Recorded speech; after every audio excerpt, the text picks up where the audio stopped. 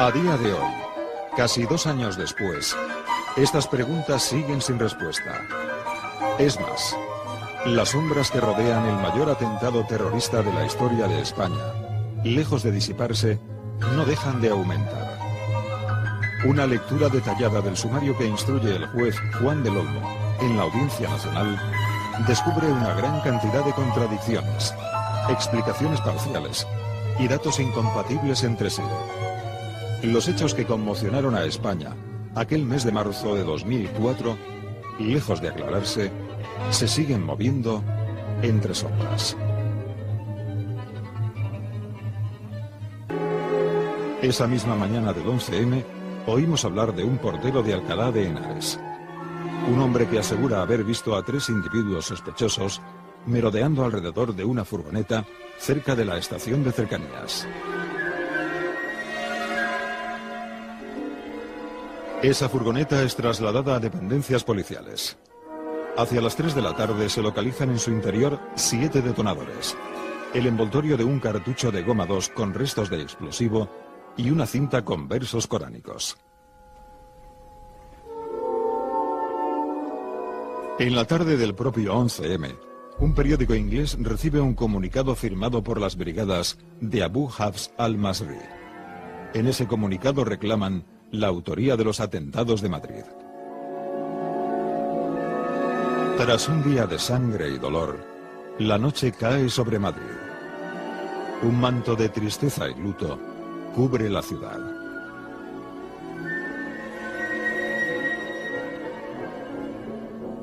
De madrugada, en la comisaría de Puente de Vallecas, se revisan los bultos recuperados de los escombros en la estación de El Pozo.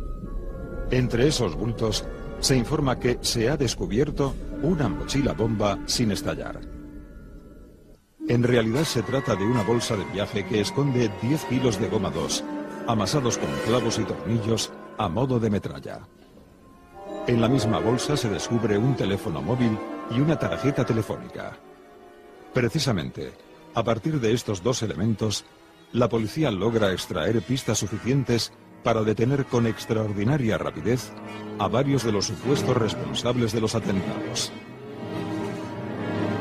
De hecho, a mediodía del 13 de marzo, la policía ya sabe quién ha vendido el teléfono móvil y quién ha vendido la tarjeta telefónica.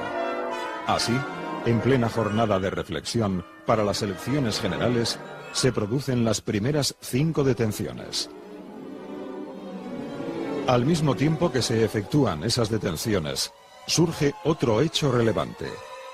A media tarde del día 13, se recibe en la centralita de Telemadrid la llamada de un hombre que con acento árabe afirma haber depositado una cinta de vídeo en una papelera cercana a la mezquita de la M30.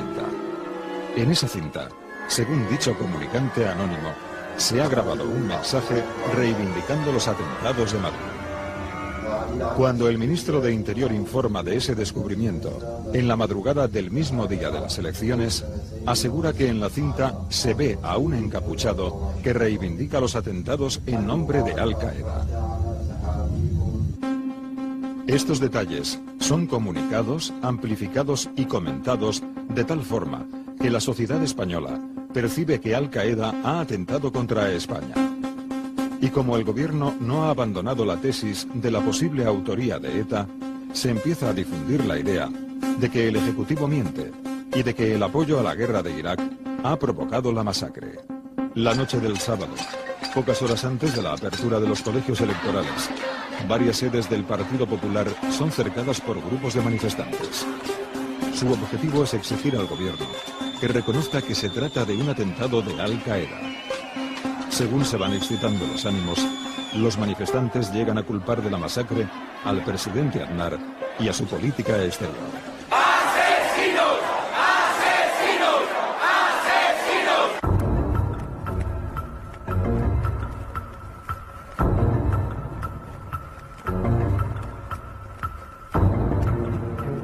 2 años después, una lectura detallada del sumario judicial revela que aquella versión está plagada de sombras. Por ejemplo, Se habló tanto de la furgoneta de Alcalá, de la cinta coránica y de los restos de explosivo, que con esos únicos datos creímos saberlo todo. Pero nadie nos dijo que hasta 2 perros distintos habían examinado la furgoneta sin detectar ningún rastro de explosivo. Tampoco se comunicó que no solo el portero de Alcalá había visto a esos sospechosos que rondaban la furgoneta. Una taquillera de la estación de Alcalá llegó a hablar con uno de esos sospechosos.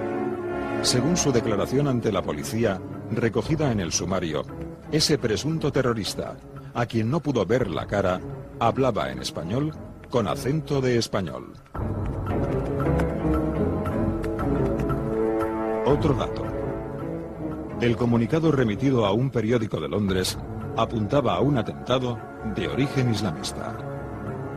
Sin embargo, como señaló en rueda de prensa el ministro de Interior, Ángel Acebes, ese supuesto grupo islamista, las brigadas de Abu Hafs al-Masri, carecía de toda credibilidad para los expertos internacionales, puesto que reivindicaba todo tipo de atentados.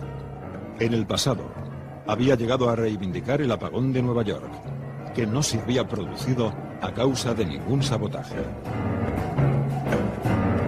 Más aún, se contó que la mochila de Vallecas, que apareció de repente en una comisaría, provenía de la estación de El Pozo. Sin embargo, no se dijo que, en realidad, era una bolsa de viaje y que el explosivo encontrado en ella no coincidía con el hallado en la furgoneta de Alcalá. La investigación demostraría después que la composición tampoco coincidía con la de las bombas que explotaron en los trenes. Más elementos a considerar. Las detenciones efectuadas en plena jornada de reflexión se presentaron como un éxito de las fuerzas policiales y una demostración de la autoría islámica. Pero lo cierto es que 4 de las 5 personas detenidas el 13 de marzo fueron puestas en libertad por el juez a las pocas semanas. Además, las dudas sobre la implicación del 5º detenido, Jamal Zougam, se multiplican con el paso del tiempo.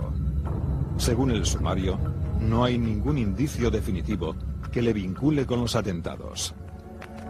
También se pasó por alto que 2 de las 5 personas detenidas eran indios de religión hindú. Poco probable, pues, que formaran parte de una trama terrorista islámica. Por otra parte, la supuesta prueba definitiva de la responsabilidad de Al-Qaeda fue el vídeo de reivindicación encontrado en la tarde del 13 de marzo, supuestamente en una papelera cercana a la mezquita de la M30. Y decimos supuestamente, porque del sumario se desprende que las fuerzas de seguridad encontraron la cinta en las manos de un policía nacional retirado, que según consta en el sumario, la había cogido de esa papelera de la M30.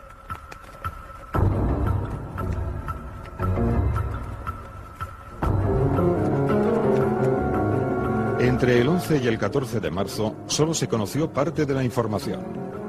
Todos los hechos que no avalaban la tesis del ataque islamista se empezaron a conocer tras las elecciones generales.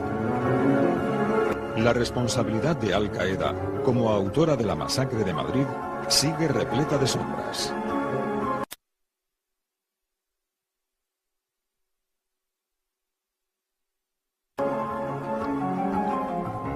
En el sumario se recoge que los explosivos fueron suministrados por confidentes policiales asturianos, que estos explosivos fueron transportados desde Asturias por delincuentes comunes, que las armas que aparecen en los vídeos de reivindicación fueron suministradas por un confidente de la Guardia Civil, que los móviles, supuestamente utilizados en las bombas, fueron liberados por el Policía Nacional, Mausili Kalaji, que las bombas fueron montadas por el mismo Kalaji, según los informes remitidos al juez del Olmo por las fuerzas de seguridad, y que fueron colocadas por delincuentes comunes que cobraron 3.000 euros por mochila.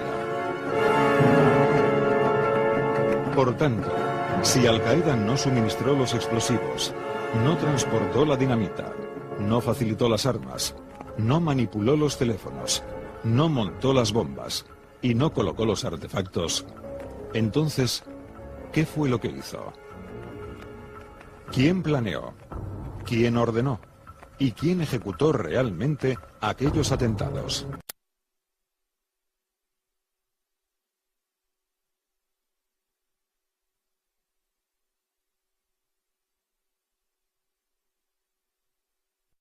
También ha declarado el policía Kalahi, en cuyo local se liberó el móvil de la bolsa de Vallecas.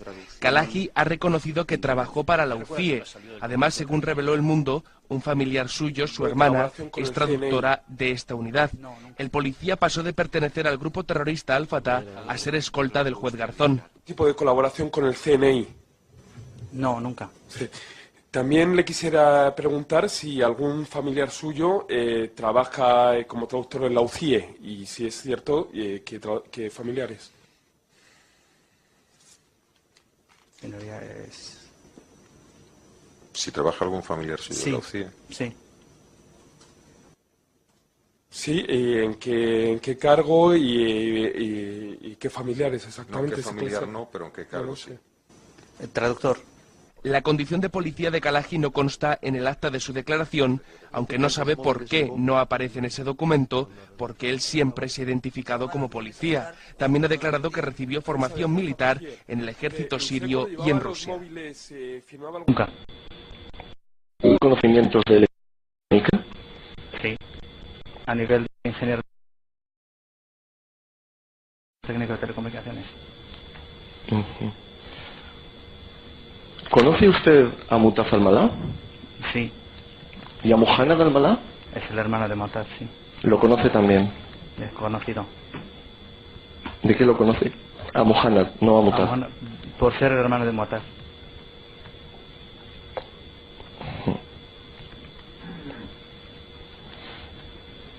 ¿Ha recibido usted formación en el ejército sirio? Yo creo que eso no tiene nada que ver con...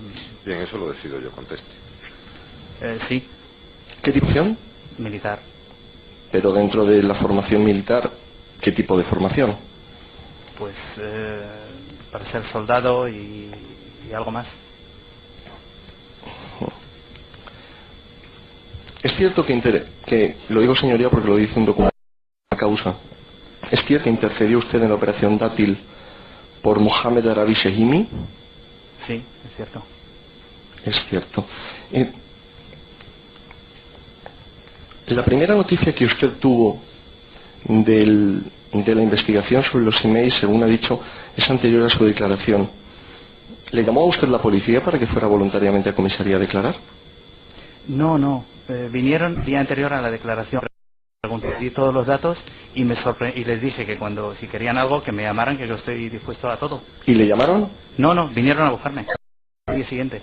Ah, directamente. Sí, directamente. Vinieron 4 mastodontes y te vienes con nosotros. Y yo me tuve que ir. ¿Cómo 4 mastodontes? Bien, se refiere de una forma como mínimo poco cortés a compañeros suyos de cuerpo en aquella época. No, pero mi pregunta, señoría, iba más bien, ¿qué pasa? ¿Que no era voluntario que usted fuera?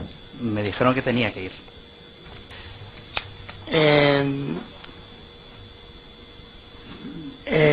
Dice que usted fue a declarar de manera voluntaria, no explica nada de que se iniciara ninguna investigación a raíz de la cual fueran a buscarle a su tienda. Mi pregunta es, ¿por qué no consta en su acta de declaración su condición de Policía Nacional? No lo sé, no me lo han preguntado, pero ya lo sabían. De hecho, me pidieron la pistola antes de entrar a declarar. ¿Y en su condición de Policía Nacional no le pudieron llamar para que fuera a partir de su investigación? Debieron de haberlo hecho así, pero no lo hicieron. ¿Usted no ha trabajado en la UCIE?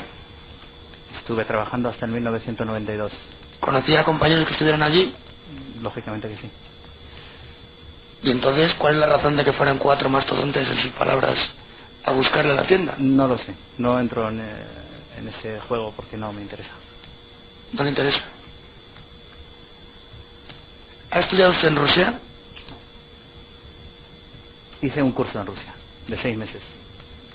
¿Me puede explicar de qué? Un curso en una academia militar. ¿Conoció durante su estancia en Rusia a Mohamed Kafarna? No.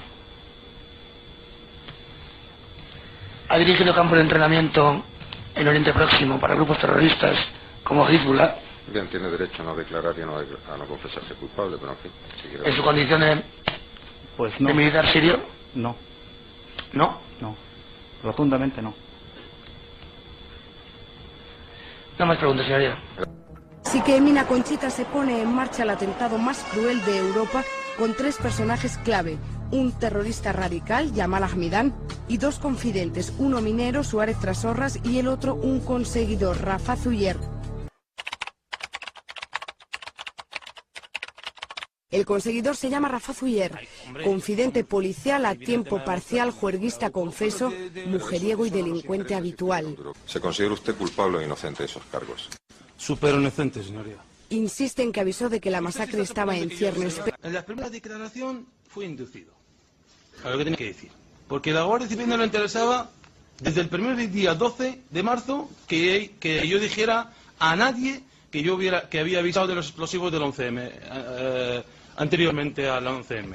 Que usted va dando versiones absolutamente diferentes. Es ¿Quiénes asisten a esa reunión? Es tan absurda esa reunión que ni me acuerdo quién asistió. Es que es tan tonta esa reunión que ni me acuerdo quién asistió. No le di importancia a esta reunión, por eso me confundí de tantas reuniones, porque yo siempre quedaba con los asturianos y en los McDonald's.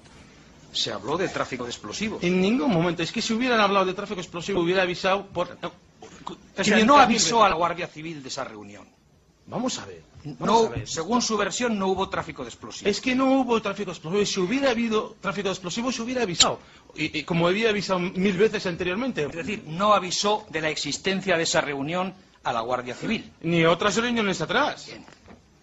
Pero avisaba siempre de que los asturianos, como ya estaban identificados, que venían a Madrid a ofrecer explosivos. Que venían a Madrid a ofrecer explosivos. El señor Trasorras venía a Madrid a ofrecer explosivos. Usted mantuvo también otros careos con Víctor.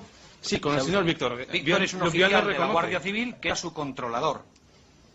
Que él bien reconoce, se lo ponen ahora mismo el careo, él bien reconoce que yo le había avisado del tráfico de explosivos antes, porque a mí no me interesaba. El tráfico de explosivos es una cosa grave, por eso avisé. No voy a avisar del hachís porque no es grave. El guardia civil que controlaba al confidente Rafat Ujier.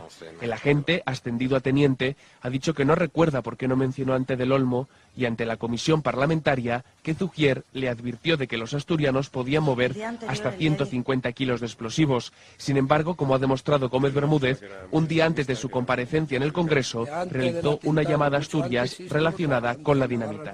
La llamada se produce el día antes de su comparecencia al Congreso y está clasificada como A1.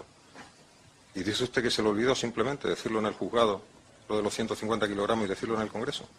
Cuando un día antes llama expresamente a Asturias para este motivo. Bueno, por extraño que pueda parecer, así es. ¿Le mencionó algo acerca de alguna cantidad de explosivos? No recuerdo la fecha en que nos lo dijo, pero sí, no sé en qué fecha, no la puedo concretar, pero sí, en un momento dijo que podían llegar a conseguir una cantidad en torno a los 150 kilos. ¿Por qué no mencionó usted este extremo cuando declaró ante el juez de instrucción del Central 6? Pues, en su primera declaración. Por olvido. ¿Por olvido siendo una cantidad tan importante de la que estábamos hablando? Tal vez no se me preguntó en concreto sobre ese detalle y bueno, pues evidentemente se me pasó.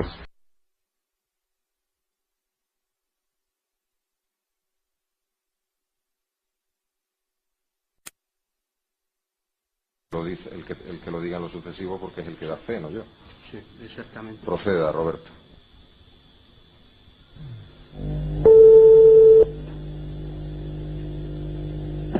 Sí, ¿qué pasa, campeón? ¿Qué haces? Oye, que este creo que está aquí todavía, ¿eh? ¿Vale? ¿Crees que está aquí? Sí, estoy seguro que está aquí, porque me ha dicho el otro que le ha llamado. Y está aquí todavía, macho. ¿Pero tú estás seguro que ese tío tiene sí. algo que ver? Tronco, escúchame, tiene detonadores, tiene... Roberto, me dicen que no se oye en el habitáculo blindado. Vamos, tiene goma 2.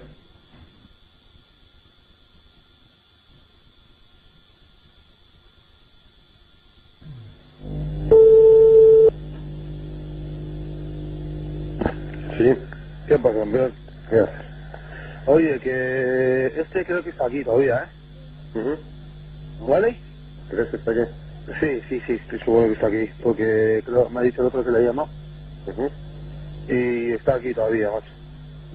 ¿Que tú estás seguro que ese tío Sí, tiene sí. algo que ver? Tronco, escúchame. Tiene detonadores, tiene mandos a distancia de 300 metros, tiene goma 2, o sea que... Bueno, pero... ¿Qué quieres saber más? ¿Qué quieres que te diga más? ¿Que me has conseguido algún dato? A ver. Ha estado en Valdemoro. Ha estado en Carabanchel. Teléfonos no puedo conseguir, tío, porque el otro lo tiene todo borrado. Lo está llamando el otro de una cabina, de un teléfono de un prohibido, ¿sabes? Solo sale llamada. Pero no tiene su teléfono. ¿Eh? Que lo llame el otro a él. Sí, el otro le llama al chaval que estoy hablando con él yo. ¿Entiendes? Pero bueno, ¿no te puede decir algo de dónde puede estar el tío? Está donde te he dicho yo, coño. ¿Que vive ahí? Claro, él vive ahí. ¿Te acuerdas de la calle que te dije? Sí. ¿Os habéis ido o no os habéis ido? Sí. Pues en la calle, que son casas así muy antiguas. Sí, viejas, sí. Viejas, pues en la calle esta, yo lo he visto entrar en algún portal de esto. ¿Sabes? Un BMW 500, tiene un hijo, tiene una mujer también, española, está viviendo con su mujer, ¿me entiendes? Él siempre está en Bilbao y más cosas. El teléfono no lo puedo conseguir, tío. ¿Me entiendes? Pero... ¿No hay manera de poder conseguirlo? No hay manera, macho. Mi teléfono, el otro teléfono, no sé si lo tenía. Él sí tiene siempre 3 o 4 teléfonos el pavo este, macho. Pero aunque haya alguno que haya tenido. Escúchame, llevo todo el día con esto, ¿eh, Víctor? Ya no sé. Te lo juro por mi padre que llevo todo el puto día con esto, tío. ¿Sabes? Pero... Y estoy en ello, y estoy más. Ha estado en la cárcel de Valdemoro. Ha estado en la cárcel de Carabanchel. ¿Entiendes? Estaba en la cárcel de Marruecos también por un asesinato. Tú si te das una vuelta por allí y miras a ver si están los coches, tú no los conoces, ¿no? ¿Eh? Si te das una vuelta por allí para ver si tienen los coches o algo, tú los coches no los conoces, ¿no? Sí, los conozco, claro que sí. Es un 500, un BMW 500 negro, con llantas bonitas, con unas llantas bonitas, que parece un M5 el coche, ¿me entiendes? Y es que el BMW, yo creo que en todo el barrio ese debe haber uno. Es de él. Yo no te puedo decir que es él solo, a lo mejor hay unos cuantos más. Pero él tiene. Estoy segurísimo, ¿eh? Tú el teléfono de... O sea, no hay manera de conseguir, aunque sea un teléfono que haya tenido hace tiempo. Un número, macho. Un puto número. Sí. ¿Cómo lo hago yo? Vale, yo voy a buscarlo, tío. Voy a buscar algún teléfono, si... los de antes, a lo mejor, no sé. Vale, venga, yo me muevo por ese tema. Mañana de momento quedamos con los de con la casa y con los coches y con lo que va a estar Valdemoro. Si quieres, ha estado detenido él aquí, ¿eh? Si quieres llevarme a algún sitio y yo te digo miramos dos fotos y todo el rollo y te digo, es este. Ha estado detenido aquí y no sabes por qué, ¿no? Por droga, por robos. Pero la mujer está metida con él también en esto, ¿me entiendes? Está religiosa también, y o sea que no es ninguna tonta. Yo tenía ahí cubriéndole tal, y su hijo tal, le tenía cubierto. Bueno, yo no te digo nada más, que ya sabes lo que tienes que hacer, tío. Venga.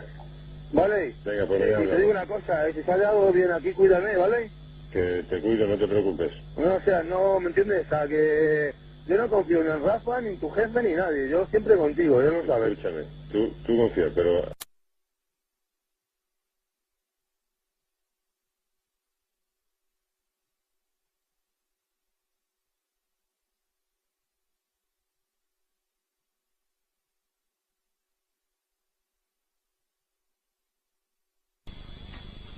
Bien, ¿hay alguna razón por la cual sus manifestaciones en cada una de las declaraciones policiales y judiciales sean diferentes en cuanto a su contenido? El contenido de las declaraciones depende de mi estado de ánimo cuando estaba en la cárcel, porque yo no sabía ni qué hacer en cualquier momento. Yo estaba el día 12 de marzo cuando vinieron a hablar conmigo lo de la UCO para decirme que no diga nada, que tal, cuidado, tal. Yo me puse nervioso. Es normal que yo había avisado de unos explosivos que explotaban en el tren. Entonces, ¿qué culpa tengo yo de esos explosivos que explotaron en el tren? Quiero saber qué tengo yo de culpa si yo había avisado a usted, que representa la ley, que los explosivos se iban a vender meses antes del atentado. ¿Qué culpa tengo yo? por eso, pues en mis declaraciones estuve poco a poco diciendo pues, lo que me enteraba, de lo que me recordaba, de que estaba, usted con 24 años, es que yo lo sé que no le ha pasado nunca eso, pero a mí me está pasando, es una cosa nueva para mí. Lo que Ha sido confidente o informante de la Unidad Central Operativa de la Guardia Civil. Yo digo que avisé de los explosivos del 11M, de que usted dice goma 2. Le pregunto si usted informó a la UCO sobre las sospechas que tenía de un supuesto ofrecimiento de explosivos por parte de Toro a algunos miembros de ETA. Y de Trasorras. De Trasorras, más bien, sí. Hablo de las sospechas que usted adquiere a raíz de lo del teléfono en el año 2001. Ah, lo del teléfono. Ah, yo hablé, claro, si los explosivos, ¿para qué valen? No. Usted, esas sospechas que adquirió a raíz de ver que el señor Toro le proporcionaba a Trasorras un teléfono a través del cristal, que era el teléfono de una señora, de un preso, ¿usted esas sospechas se las transmitió a la Unidad Central Operativa de la Guardia Civil? Porque yo pensaba que hasta los asturianos eran de ETA. Porque explosivos, ¿para qué valen los explosivos en este país? ¿Y cuándo se la transmitió? Pues en febrero del 2000... en febrero, en marzo, en septiembre y en todo el año 2003, diciendo que esta gente quiere vender 150 kilos, que esta gente quiere vender 150 kilos. Aquí van a valer. Sí, que Trasorras y Toro querían vender 150 kilos. Trasorras quería vender... Yo lo que le pregunto es esas sospechas que usted tuvo acerca de una posible vinculación de Toro es que y yo miembros pensaba... de ETA. ¿Usted le informó a la UCO de eso? Pero claro que le informé. No me hable de los 150 kilos, luego le preguntaré por los 150 kilos. Vale, venga, a ver qué quiere. Esas sospechas que usted, la del teléfono, usted le comentó a la Guardia Civil que Toro había transmitido a Trasorras un teléfono a través del cristal. Yo comenté todas las sospechas que tenía sobre esa persona que ofrecía explosivos, porque los explosivos en este país que lleva 30 años matando unos explosivos es terrorismo. Toda es muy general. ¿Y esta en concreto se la transmitió a la UCO? Sí, todas las sospechas. Pues no diga todas, si le están... Guarde silencio. Si le están preguntando por esta, limítese a esta. Luego añade, pero primero conteste. O sea, que esta también se la transmitió. Todo, muy porque bien. Los explosivos, Otra pregunta, por todo favor. lo que hay se lo transmite a la UCO. ¿Usted le habló a la UCO de ese ofrecimiento que habían hecho Toro y Trasorras, que le habían hecho, al parecer, en el año 2002 para sacar 150 kilos de explosivos? Claro que sí, lo reconocen ellos. Eso lo reconoce, efectivamente, su controlador en la UCO. ¿Usted les informó de esa cita que se produjo en febrero del 2003 en Las Rozas, en la que le entregaron una muestra? Claro que sí. Si lo he entregado yo a la Guardia Civil la muestra, ¿para qué se lo entregó? Bien. Usted, a partir de ahí, haga usted memoria, ¿les informó a la Guardia Civil de la entrega del detonador en el verano del año 2003? Vale, claro. Vamos a ver. ¿Le informó o no le informó? Claro que se le informó, si sabían que se me ha explotado la mano en el hospital cuando me visitaron. Usted dijo en la diligencia de careo que tiene con el oficial de la Guardia Civil que no le dijo nada del tema del detonador. Claro, porque a mí me lo trajeron Trasorras y Toro después de darme la muestra. No. Y como, bueno, déjame que lo explique, si no, no lo contesto, ¿eh? Es que si no lo explico, no lo contesto. Es que hay que explicarlo esto, ¿eh? Intente explicarlo, pero tiene derecho a no contestar. Claro, porque no me apriete, porque yo quiero explicarlo. Eso ya es una cosa que discutiremos. Eso usted tiene derecho a no declarar en cuanto Señoría, quiera. mira, es un derecho que no se le puede condicionar. Vale. Señoría, yo estaba avisando de esta gente que querían vender explosivos en Madrid. Me entregaron una muestra el 20 de febrero, como consta en las actuaciones. Cogieron y a los meses me vinieron a preguntarme por el tema de la bandera, porque querían eliminarle, porque se había chivado de ellos o no sé qué. En ese momento me hablaron por la gestión de la muestra, que qué has hecho, que si has buscado clientes. Yo que no, que todavía no, que la gente no sabía cómo funciona y tal. He tenido que inventar una historia, porque lo que no voy a decir es que era para la Guardia Civil la muestra. Es que está claro que no voy a decir que me he chivado de ellos. Está claro, ¿no? Entonces, en el momento le dije que la muestra no sé y tal, me dicen, es que no va sin cable. Entonces se fue para el Trasorras, para el coche, y cogió un cable, me dijo, no sé si funcionará esto, pero eso tienes que meterlo tal, y me explicó cómo funcionara. Y eso es lo que me ha hecho, porque a mí me ha dicho que no funcionaba, no sé qué. No le di importancia al detonador, le di importancia a la muestra. Y si yo aviso de la muestra, ¿Qué más da avisar de un cable o no dejar de avisar de un cable? Yo no le di al cable una importancia. En conclusión, de que le estalló el detonador no informó. No, informé informé porque se me explotó. Pero sí informó entonces. Claro que sí, si lo sabían, si vinieron a visitarme, lo sabía Mario, lo sabía todo el mundo. Porque yo, ¿qué voy a esconder? Vamos a ver, Zubier, una cosa, puede contestar o no contestar. Una cosa es que lo supieran o que usted piense que lo supieran, y otra cosa es que usted se lo dijera. Lo que le está preguntando, guarde silencio, el Ministerio Fiscal, es si usted se lo dijo. Claro, le dije cuando me explotó, porque es que no le dije antes porque yo me he ido de vacaciones cuando me lo entregaron. Me entregaron en junio, creo, en julio. En ese momento me he ido de vacaciones, yo no le di importancia a un cable de guardia, tiré en mi casa y no le di importancia. Eso es lo que quiero dejar claro, que yo no le he pedido... Cuando le informó, vamos a ver, en junio, julio, le estalló, se va de vacaciones, etcétera, etcétera. Sí, me fui de vacaciones en todo agosto. ¿Cuándo les cuenta que le ha estallado el detonador, si se lo cuenta? Claro, cuando me pasó lo de la mano, se lo conté a Mario se lo contó a la Guardia Civil, la UCO vinieron a verme, y lo sabía tras horas cuando me explotó en el hospital. Suficiente, seguimos. Mario Gascón, que le tenemos a través de línea con nosotros. Muy buenas tardes. Se lo conté a Mario se lo contó a la Guardia Civil, la UCO vinieron a verme Hola, buenas tardes, hombre. ¿Cómo estamos, Mario? Bien, bien. Mario Gascón, que vamos a recordar que era uno de los confidentes de la policía, amigo de Rafa Zugier, uno de los imputados en el atentado terrorista, conocía al chino. Tú conocías a toda la trama que aparece en esta historia y tú tienes tu propia versión de lo que ocurrió, Mario. A ver, en primer lugar, Tirano, te voy a decir lo siguiente. A ver, yo no he trabajado como confidente para la policía, yo he trabajado como colaborador para la policía. Confidente y colaborador, ambas cosas. O sea, que es mayor grado, por decirlo, de confianza que tenías tú con la propia policía, con la Guardia Civil concretamente. Sí, lo que no entiendo es por qué en documentos se me reconoce como colaborador de clase A1 y cuando no les ha interesado no me han hecho ni puñetero caso. Las declaraciones que yo he hecho en todo momento han sido en la misma línea y por otra parte pues vemos que ni siquiera ni por la parte política ni por la parte policial ni por la parte judicial se ha tomado ninguna medida, ni siquiera se me ha considerado las declaraciones que se hicieron y que se presentaron delante de vosotros, tanto en la Fiscalía como en el Tribunal. Mario, ¿qué es lo que tú vienes a decir en esencia en tu escrito que presentas a la Audiencia Nacional?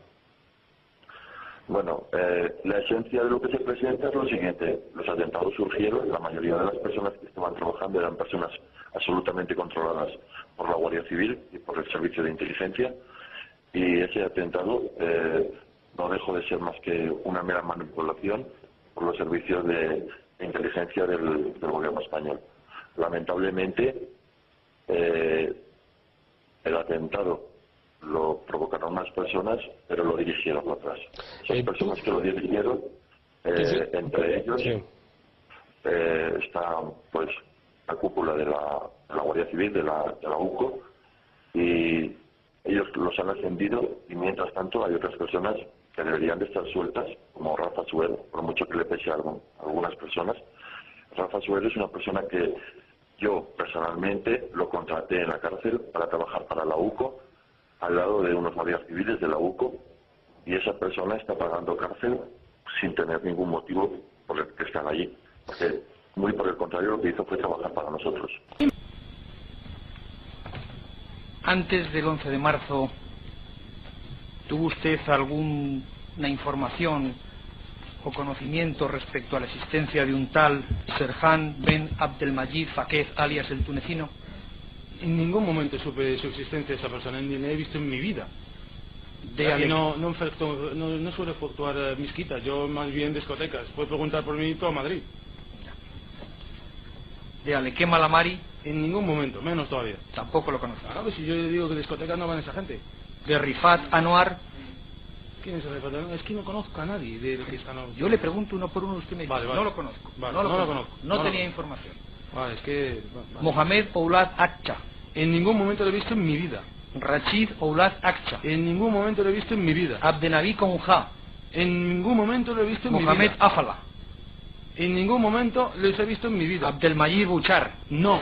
Jamal Zougan. No. Basel Galjoun. No. Daoud Ounane. No. Moanat Al-Malad Abbas. No. Fouad El Moravit. No. Larbi Ben Selan. No. Mustafa El Maimouni. No. Faisal Alouch. No. Khalifa Imi Pardo.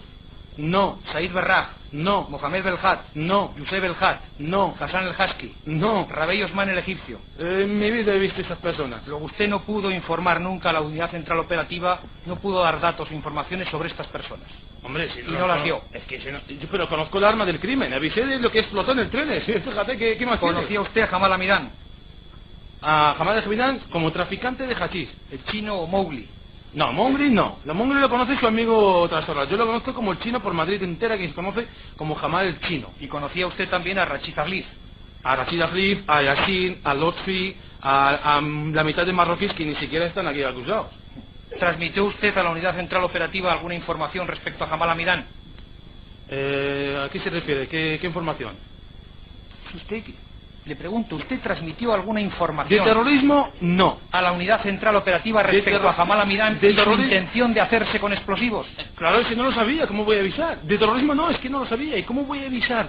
De los explosivos que voy a dejar a mi supuesta, que dice usted mi banda, a presentarles a unos tíos que había avisado unos meses después. Es que sería de un cabrón, si hubiera sido mi banda.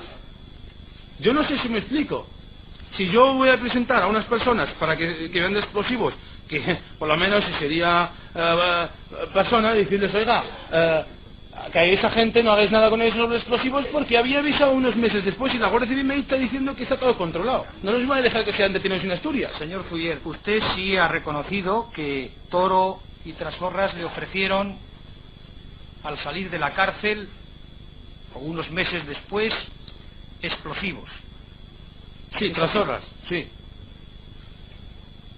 Pero no siempre ha declarado esto. ¿Y qué he declarado? ¿Recuerda usted sus primeras declaraciones? La primera declaración, le voy a explicar, es que eso hay que explicarlo. La primera declaración, yo cuando me cogieron, eso hay que ir a la detención, hay que ir el 12 de marzo, hay que ir el 16 de marzo cuando me dijeron a la policía que abandone España, ¿por qué vinieron a verme los tres oficiales el día 12 de marzo si ellos no sabían nada del atentado? ¿Por qué viene a verme el jefe de la UCO ¿Le el día 12 de preguntaron marzo? a usted si sabía algo del atentado? Claro. Claro, ¿Usted les dio entonces alguna información? ¿Cómo le voy a dar atentado? esa información si no lo sabía hasta el día 16 o el 15 cuando Toro me dice de su cuñado y el otro me dice que se rumorea cosas en lavapiés? ¿Por qué no después? Usted? Sí, señor Fuller, me va a perdonar. Pregunta.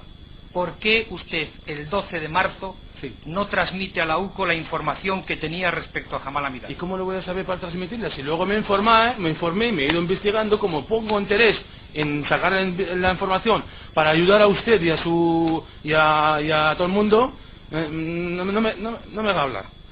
Bueno, mire, ¿cuándo salió usted de prisión? En febrero del 2002. ¿Y cuándo vuelve a entrar en contacto usted con Toro y Trasorras, o con Toro o con Trasorras?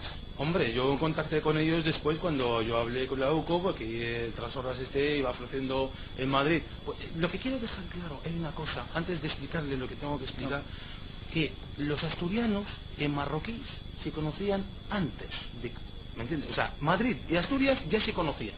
Que yo no traje a Asturias, ya sé dónde va a ir. Pero yo no traje a Asturias a Madrid. Bien, eso ahora contesta. Por eso hay una foto, lo que hemos visto el otro día, de un tal Yassin Nordin y otros saudíes y otros no sé qué, Claro, si conocen marroquíes, todo el mundo sabía que Trasorras vendía explosivos. Yo le hago una soy pregunta, el único gilipollas que ha ido a la policía de Le he hecho una pregunta concreta que no sé si me la ha contestado. Dile, otra vez le voy a explicar, porque hay que explicarlo. Pues yo sé dónde lo va a que ir. ocurre es que si usted, cada vez que le hacen una pregunta, se pone a explicar otra cosa, se pierde usted. Vale, y pregúntame pierde por todo favor el lo mundo. de la pregunta.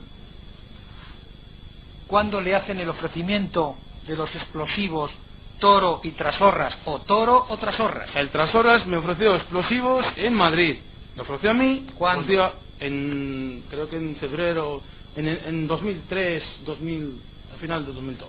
Finales del 2002. 2003, por ahí. Los primeros del 2003. Sí. De ahí viene cuando empecé el tema de la muestra. Hombre, es que vamos... Claro, ahí viene el tema de la muestra que me dijo la UCO que hablara porque yo avisé yo he denunciado. Le voy a contar cómo fue la denuncia. Yo he denunciado unos hechos que me pareció graves, como es el tráfico de explosivos.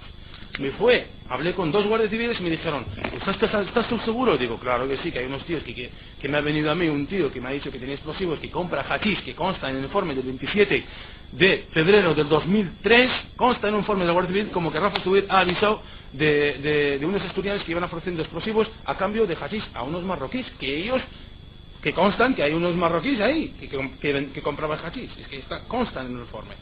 Entonces, en esos momentos, yo hablé con el señor Víctor y el señor Rafa. Me dijeron, oye, para estar seguro tenéis que ayudarnos un poquito más. Una muestra. Entonces yo, por dar la cara por este país que considero mi país, pide una muestra. Hablo con ellos y me dicen, pídeles una muestra para asegurarnos si es verdad lo que... Y le dan la muestra. Y me dan la muestra. ¿Y dónde le entregan la muestra? En Villanueva del Pardillo, al lado de mi casa. ¿No fue en Las Rozas? Al lado de mi casa, yo le digo. No, en la puerta de mi casa la de la muestra. Las Rozas fue el detonador. El detonador fue en Las Rozas. En la puerta de mi casa fue la muestra del... Se lleva diciendo en sus declaraciones judiciales siempre que la muestra se entregó también en Las Rozas. No. ¿Dónde le digo? Muéstrasela, es que estamos aquí en vía pública, muéstrala. ¿Dónde le digo? Usted dice Villanueva del Pardillo. En la zona esa, da igual, pero me entregaron una muestra. Bien, ¿qué hace usted con la muestra? Pues la entrego a la Guardia Civil. Y a partir de ahí ya no aparecen ni los explosivos ni usted informa más a la Guardia Civil. ¿Qué quiere usted que haga más? ¿Informar? ¿Qué más? Si le estoy dando el arma del crimen. Bien, pero la pregunta... Mira, usted, lo de la muestra, cuando me entregaron la muestra, es normal, porque yo lo que no voy a decir al señor otras horas, oye, que es que la muestra era para la Guardia Civil. Lo tendré que decir que era para unos tíos que le inventé unas historias de que era para una mafia, para unos malos, y que él me vendió, él me daba la muestra para enseñársela a una mafia. Él no sabe en ningún momento que estaba explicándolo a la Guardia Civil, que depende de ellos nuestra seguridad. En el momento ese, déjame explicar. Sí, acabe. En el momento ese, después de la muestra, me vienen y me preguntan qué he hecho con la gestión. Y yo lo estaba dando largas. Y pasaron los meses y ellos me preguntaban, oye, joder, ¿cuándo va a haber clientes? ¿Cuándo? Y yo les daba, no, hombre, es que los colegas y tal, hasta el día del detonador, que se acuerdan de que la muestra es que no funciona, que mis colegas no saben. ¿Usted ha visto a Trasorras o a Toro con 150 kilos de explosivos? Explotador no lo entré, ¿no lo has visto? ¿Usted les ha visto? No le está preguntando eso, está preguntando si los ha visto usted a ellos. No he visto la muestra, por los donde se saca la muestra, pero se saca los... Le vuelvo a repetir que esos son conclusiones que podrá extraer o no el tribunal. Vale, claro, yo no lo he visto. Conteste sobre los hechos objetivos, los hechos que se le pregunte. Vale, yo lo que es 150 ni 200 ni 1000. Yo vi la muestra y por donde sale la muestra salen otras muestras.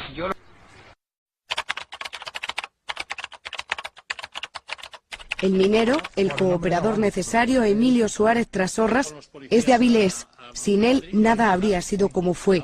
Trabajó en Mina Conchita hasta que lo jubilan en 2002 por esquizofrénico. Trasorras no era un delincuente cualquiera. Trabajaba como confidente para un comisario de policía de Avilés. ¿Ha pedido usted la policía que oculte algún hecho al juez instructor? Sí, señor. ¿Qué hechos le ha pedido que oculte? Me han dicho, primero me ofrecieron ser testigo protegido, luego me dijeron la típica declaración que tenía que hacer para involucrar a los moros y que mi mujer y yo saldríamos como testigos protegidos y que entonces no habría ningún problema y que yo no entraría en la cárcel. Además, a preguntas del abogado José Luis Abascal, el confidente ha dejado claro que el CNI le ofreció dinero por implicar a Yamal Zugam. Es cierto, como declaró en una entrevista en el periódico El Mundo y como antes se ha comentado aquí, que le propusieron inculpar a Yamal Zugam a cambio de dinero o de nombrarle testigo protegido. Sí. ¿Quién le propuso que hiciera esto? El CNI y el comisario que estaba en Avilés. Pedro Marful, el jefe de la Policía Judicial de Oviedo, ha reconocido que se le escapan los motivos por los que fracasó la investigación sobre los explosivos. No obstante, ha confirmado algunas revelaciones que el confidente Nayo hizo en una primera reunión. Se habla de que se está tratando de vender a la organización terrorista ETA explosivos por parte de Antonio Toro.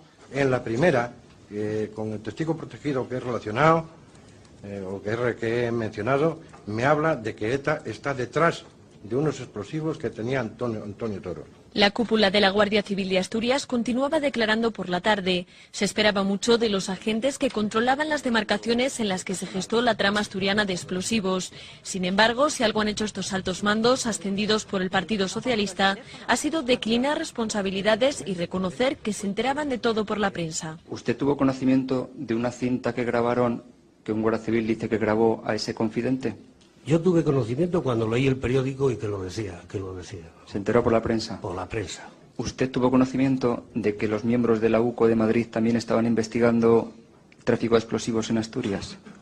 Bueno, por lo que tengo oído, en la prensa, la UCO hizo investigaciones en el año 2003. Y la cinta es la grabación de una conversación del año 2001. Ya, pero lo que sabe usted es por la prensa referente a la UCO. Yo me he enterado de la UCO y de otras cosas, de que estuvo en Villabón, etc., por la prensa.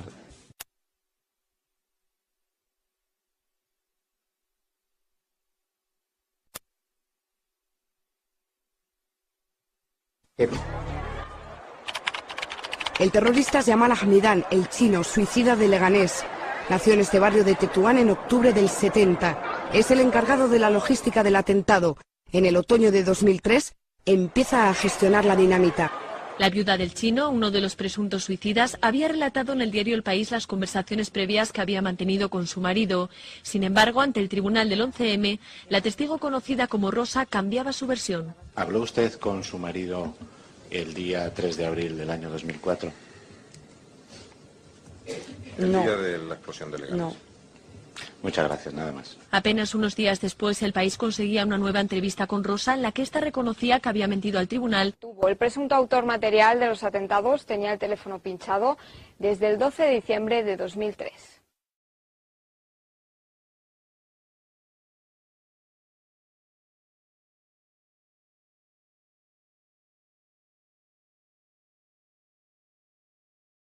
Traficaba con drogas, estaba en busca y captura, tenía documentación falsa y amenazaba con matar a su novia. Todos estos datos se desprenden de las conversaciones que Yamal Hamidán, alias el chino, mantuvo desde su teléfono móvil durante los 3 meses anteriores a los atentados del 11M. A pesar de todo, la policía nunca le detuvo. Lo publica hoy el diario El Mundo a partir de información extraída del sumario judicial. El presunto terrorista muerto en la explosión del piso de Leganés estaba siendo controlado desde el 12 de diciembre de 2003 a través de su teléfono móvil, que había sido pinchado por la policía. A esto hay que sumar que tras el 11M, cuando varios indicios apuntaban a este personaje como presunto autor material de la masacre, tampoco se le detuvo. El chino y uno de sus hombres tenían sus teléfonos intervenidos antes del 11M. Gracias a eso, por ejemplo, tenemos muchos datos sobre el supuesto transporte de explosivos desde Asturias a Madrid, el fin de semana del 28 de febrero de 2004. Sin embargo, el 12 de marzo, al día siguiente de los atentados, la policía solicita al juez que se interrumpan esas escuchas a el chino y a uno de sus hombres. Lo normal, cuando se producen hechos delictivos, es que se intervenga el teléfono de los sospechosos después de cometido el delito. Sin embargo, en el caso del chino, nos encontramos con que el teléfono ya lo tenía intervenido y que lo que se hace es interrumpir las escuchas, nada más producirse los atentados. ¿Viste al chino días después del atentado? Efectivamente. ¿Qué te contó el chino? ¿Qué te contó el chino? Esas son unas declaraciones que ya se han hecho y que yo con el chino tenía un trato, claro, era parte de mi trabajo como colaborador de la UCO, era infiltrarme con ellos. Entonces el chino lo que pretendía es que abriéramos un club en la zona sur con la colaboración de un gran traficante de hachís. Ha sido colaborador de los servicios de inteligencia españoles. ¿Sigue siendo en la actualidad colaborador de los servicios de inteligencia? Españoles no. Españoles no. Bueno, ¿y eres testigo protegido en la causa del 11M o fuiste testigo protegido? No sé si en la actualidad lo sigue siendo. Creo que continúo como testigo protegido, pero a mí me asignaron, el juez del Olmo me asignó como testigo protegido, pero eso fue también una patraña, porque resulta que algunos de los miembros de la Guardia Civil, los que me llevaron al tribunal a presentarme delante del juez del Olmo, antes de entrar me indicaron cómo iba a tener que ser esa declaración, ante quién iba, pero nada, como cosa de 10 minutos, una cosa así. Tuvimos unas diferencias con la fiscal Olga, que se comportó para mi gusto bastante groseramente, y bueno, ahí yo solicité solicité que se me declarara como testigo protegido ante el juez, sin ningún abogado, por supuesto, delante, y se me declaró testigo protegido. Ellos lo que querían, en un principio, cuando se hicieron las primeras declaraciones en las Cortes y todo esto, me dijeron que ellos me iban a salvaguardar, que no había ningún problema, que yo no hacía falta que fuera delante de los políticos. Después, cuando hablamos con Del Olmo, me dijo que tranquilo, que bueno, que se me iba a proteger, y después en varias ocasiones fui ocasión de agresiones y me tuve que marchar del país, lamentablemente, sin tener que declararme en el juicio. Pero fíjate, Mario, que y tenemos que cortar ya porque no tenemos tiempo para más, pero lo que nos estás contando es algo tremendamente fuerte. Nos estás diciendo que los servicios de inteligencia y la Guardia Civil organizan a los presuntos moritos de lavapiés, con el chino encabezando el grupo, para que pusieran las bombas. A ver, Tirado, yo he declarado y lo he puesto por escrito. Inclusive la mano derecha del general, ahora mismo ya general porque lo han ascendido, Félix Hernando. La mano derecha es el capitán Paco París. Yo hice unas denuncias muy claras y muy concretas sobre que Paco París me puso un arma y me amenazó de muerte. ¿Cierto? De esas declaraciones que yo hice ante la Fiscalía y ante el Tribunal, ante la Audiencia Nacional, nadie se ha hecho eco. No ha llegado a ningún término. Entonces, si la persona que es de la mano derecha de Félix Hernando tomó esa actitud conmigo para que yo no hablara y mantenerme fuera de todo esto, díganme ustedes qué lectura tiene. Si es mentira lo que yo estaba aportando, ¿por qué no se me acusó de falso testimonio contra un cuerpo de seguridad del Estado?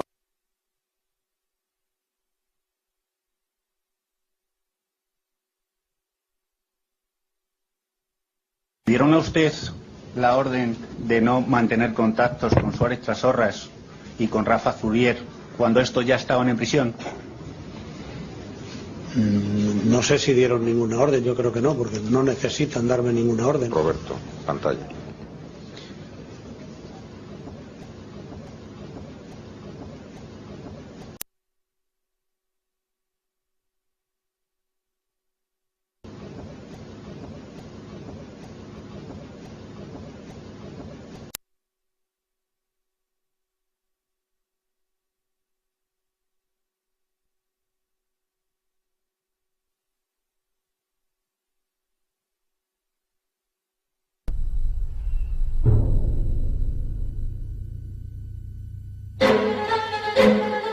La furgoneta de Alcalá fue encontrada gracias a las declaraciones de un portero de la zona. Según su relato, recogido en el sumario, el portero asegura haber visto a 3 individuos sospechosos alrededor de aquel vehículo en torno a las 7 de la mañana. Esto era a las 7 y menos 5 de la mañana cuando me levanté, un poco más, un poco menos. Y cuando abrí la puerta del portal, veo una imagen de una furgoneta y 3 personas. 2 en la parte delantera de la furgoneta, una en la parte trasera, y fue un impacto brutal porque estaba completamente encapuchado. Según sus declaraciones, los individuos iban tapados de modo que no se les podía ver la cara. Uno de esos individuos se dirigió hacia la estación con una mochila, momento en que el portero le pierde de vista. Llevaba la cara tapada hasta lo que es un gorro negro, creo que era un gorro negro, y un pañuelo que solamente se le veía lo que es los ojos. Y yo intenté seguirle, lo que pasa es que bueno, tampoco era mi obligación y ya, como iba muy deprisa, yo seguí, recogí los periódicos en la estación y luego a la vuelta, como suelo ojearlos la portada, pues ya no me fijé más. Sin embargo, los individuos que ese portero vio no le parecieron árabes, sino más bien europeos del este. Podían ser extranjeros, pero no precisamente de raza árabe. Yo nunca precisé de la raza que fueran. Que mi impresión es que eran extranjeros, pero podía pensar que eran rumanos o polacos. Hubo otro testigo que vio a uno de esos individuos aquella mañana, la taquillera de la estación de Alcalá. Esta mujer llegó incluso a hablar con él. El presunto terrorista le pidió un billete primero para Coslada y luego para Torrejón. Según la taquillera, aquel individuo, al que no llegó a ver la cara, hablaba en español con acento de español. Entendiendo, lo lógico es que ¿Recuerda cuántos billetes compró? En este momento la verdad es que no recuerdo nada. No puedo ratificar en lo que declaré, pero vamos que... ¿Recuerda si la conversación fue rápida, es decir, pedir un billete, pagar y nada más, o mantuvo algún tipo de conversación con usted? Sí, hubo una conversación que, vamos, tuvo un tiempo ahí para sacar el billete, más de lo normal. Incluso haciendo preguntas de algo que a lo mejor ya conocía, no sé, algo raro. Incluso cambió de idea respecto al destino en algún momento. Sí, creo que sí.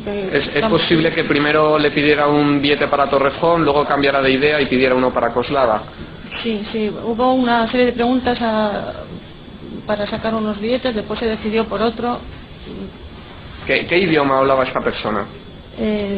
Hablaba normal en castellano. ¿Con algún acento extranjero? Yo no le noté nada. ¿Usted le notó un castellano correcto sin acento? Sí, no habló muchas palabras, pero lo que habló era normal. ¿Recuerda si esa persona llevaba alguna bolsa o alguna mochila? No lo... ¿Recuerda si iba sola o acompañada de alguien? Tampoco. Y finalmente usted, al enterarse de los atentados y de la aparición en la calle al lado de la estación de una furgoneta relacionada, etcétera, es cuando usted lo relacionó y... Sí, esa misma mañana, cuando ya, vamos, nos desalojaron, estuvimos, hubo después la amenaza con la furgoneta, de que si había una bomba y tal, entonces se comentó que un señor había visto unos encapuchados por una valla, y entonces fue cuando le comenté al compañero, y que hemos dado el billete esta mañana, pues es lo que me llamó esa misma mañana, después de los comentarios que se oían. Muy bien, pues muchas gracias. No hay más preguntas, señoría. Gracias. Ministerio Fiscal, ¿alguna pregunta? Perdón, la acusación, constituida por doña Ángeles Pedraza Portero y otros. Sí, con la venia. Nos adherimos a las que ya se han realizado y le iba a pedir una matización. Esta situación que se produce con esta persona, en su trabajo habitual, se daban situaciones similares, gente que venía cerrada, que hablaba de esa manera o que no se la entendía, que hacía cambios de billete. No, precisamente llamó la atención por la forma de querer hablar, de que no se destapaba, y además no era un día tampoco normalmente muy frío para ir tan tapado, y aunque vayas tapado y haga frío, pero lo lógico es que si no te están entendiendo bien, sí te destapes, hagas algo para que te entiendan. Y bueno, hicimos incluso comentarios graciosos en cuanto a esto, ¿no? Sí. Que después, por eso nos acordamos más, porque fue una cosa como que llamaba la fue atención. Normal, y en ese mismo momento con el compañero hicimos comentarios graciosos, pero que después a lo largo de la mañana y pasar lo que pasó, nos acordamos más porque no fue una cosa normal, porque lo que hacemos es ver un billete tras otro y... Sí, porque además ustedes verán cientos de personas a lo largo... Exactamente, es que es una cosa automática, sin embargo esta persona se quedó más de lo... Llamaba una atención especial. Sí. Ha dicho usted que no se le notó ningún acento extraño y que su tez era oscura. ¿Estamos de acuerdo? Tirando más a oscuro, sí. Más a oscura, pero... Yo pensé, sí, más... no era, digamos, no me pareció de aquí. ¿No le pareció de aquí? Eso es lo que le quería preguntar. O sea, ¿podría usted decir, ve usted a mucha gente a lo largo del día, si podía tener rasgos árabes o rasgos sudamericanos? Sudamericanos más. ¿Más tirando a sudamericanos? Sí. Pero vamos, es una pura, no sé, conjetura. Porque realmente no se le veía. Perfecto, o sea, no se le veía, no puede determinar los rasgos. Sí, no. De acuerdo, ninguna pregunta más. ¿Por qué nadie informó a la opinión pública de que las personas vistas en la furgoneta y en la estación de Alcalá no parecían árabes? La policía llegó a las inmediaciones de la estación de Alcalá poco después de las 10:30 de la mañana. Nosotros el día 11 a las 10:30 de la mañana recibimos un comunicado por parte del presidente de la comunidad de vecinos de calle Infantado, donde vive el portero que dio la primera información. Nos dio la matrícula de esta furgoneta, este ciudadano, comprobamos que la furgoneta estaba sustraída y automáticamente iniciamos el dispositivo en la zona para comprobar todos los datos que nos habían dado. El lugar fue acordonado y se hizo venir a 2 guías caninos para inspeccionar la furgoneta. Primero, uno de los perros examina la furgoneta por fuera sin encontrar nada sospechoso. Después, se manda llamar al otro perro, que examina también la furgoneta, de nuevo sin encontrar ningún rastro de explosivo. Aquella furgoneta sería llevada al complejo policial de Canillas. Solo tras una nueva inspección en este cuartel de Canillas, la policía comunica que han descubierto restos de goma 2 en la furgoneta. Nadie ha explicado por qué 2 perros distintos no detectaron ese explosivo en la primera inspección realizada en Alcalá. En realidad, lo que se encontró en la furgoneta ni siquiera era goma 2 pura. Los informes realizados por la policía científica el mismo 12 de marzo señalaron que los restos de explosivo encontrados en la furgoneta contenían otro componente, además de goma 2.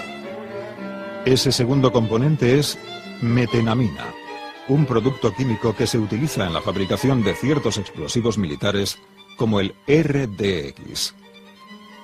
Tampoco este dato se hizo público, aunque más inexplicable resulta que tampoco fuese comunicado al juez del caso. Durante más de un año, el magistrado siguió creyendo que lo que había en la furgoneta de Alcalá era goma 2 pura. ¿Por qué no se informó de que lo que había aparecido en la furgoneta de Alcalá no era goma 2 pura? En la furgoneta de Alcalá no solo aparecieron detonadores y restos de explosivo, también se encontró una cinta coránica y numerosas prendas de ropa con el ADN de algunas de las personas supuestamente vinculadas a la trama del 11M. Todo un muestrario de pistas que, incomprensiblemente, no incluía huellas dactilares. Ni una sola huella pudo ser recuperada de la furgoneta de Alcalá. ¿Cómo se explica que esas personas que se dejan comprometedoras prendas de ropa en la parte posterior de la furgoneta no dejen ni una sola huella dactilar ni en el volante, ni en el cambio de marchas, ni en la puerta, ni siquiera en la famosa cinta con versos del Corán? Las únicas huellas identificables aparecen en la bolsa de plástico donde se encontraron los detonadores y los restos de explosivo.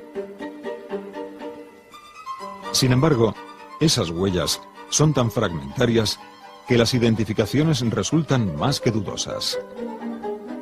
De hecho, el FBI identificó la huella del dedo medio como perteneciente a un abogado americano, Brandon Mayfield. La policía española, por el contrario, atribuye esa misma huella al argelino Daoud Ougnane.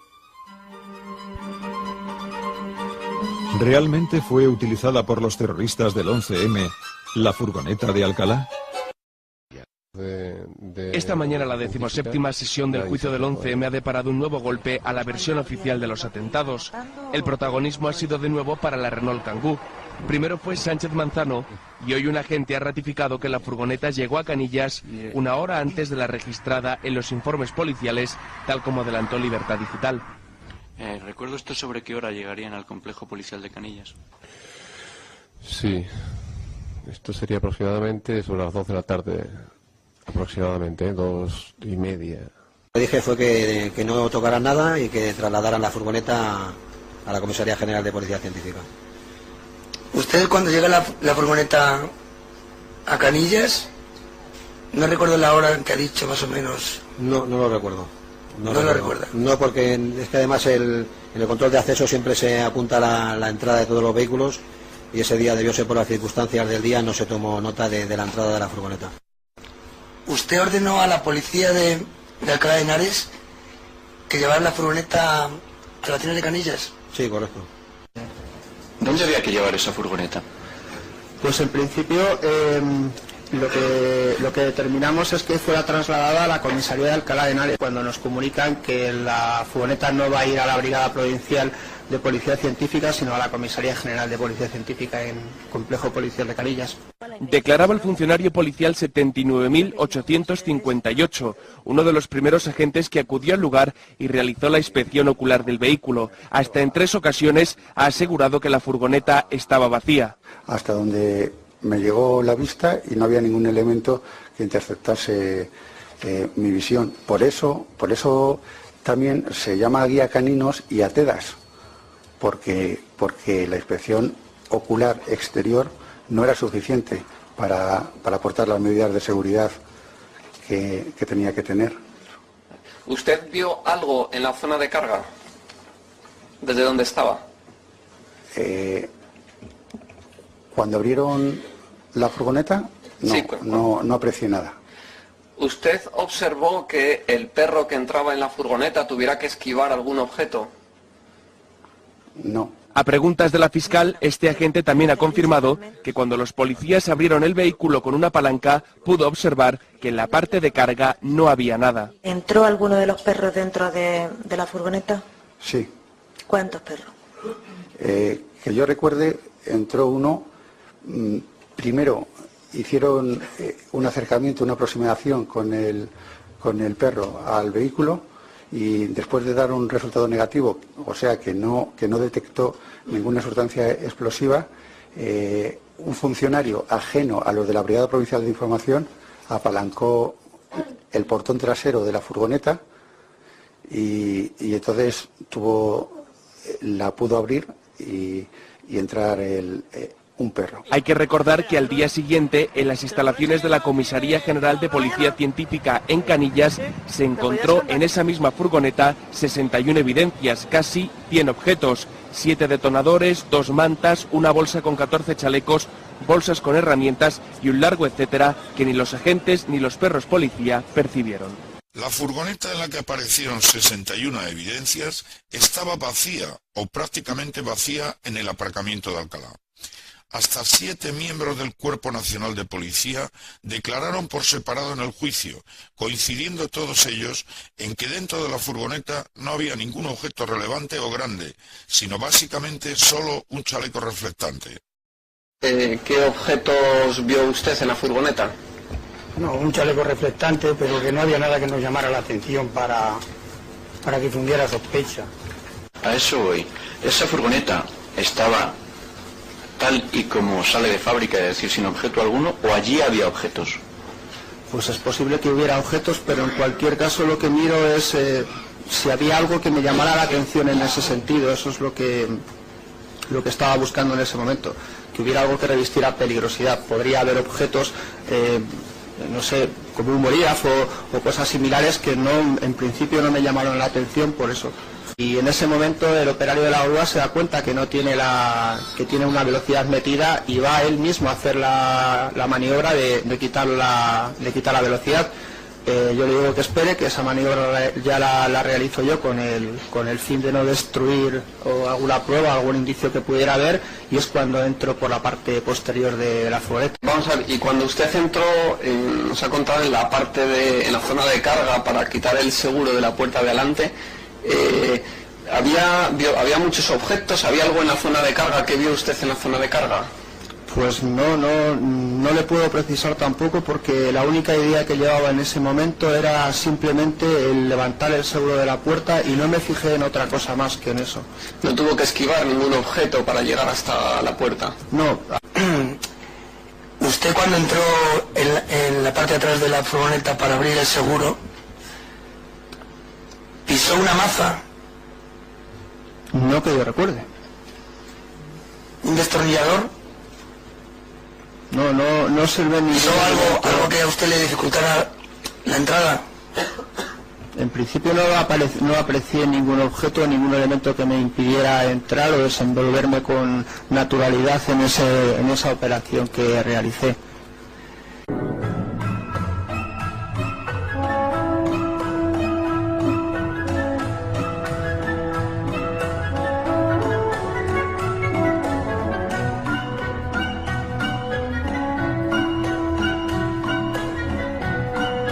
responsable de la perra que entró dentro de la furgoneta aseguró ante la insistencia de los abogados que en caso de que en esa furgoneta hubiera transportado realmente decenas de kilos de explosivos horas antes, su perra lo habría detectado sin duda.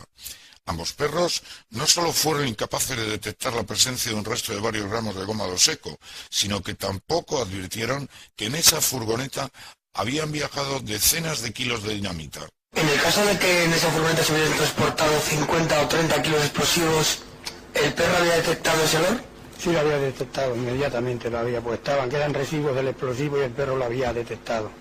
Bien, lo que le pregunta el letrado es que si esa cantidad introducida dentro de una bolsa de plástico de basura cerrada, introducida a la vez dentro de una mochila bien cerrada a las cremalleras, podía haber sido detectada o podría haber fallado el perro en su detección. No sé, bastante cantidad, como dice usted, y eso, pues es fácil que el animal lo detecte, porque siempre queda la manipulación de la bolsa de esto y queda en recto.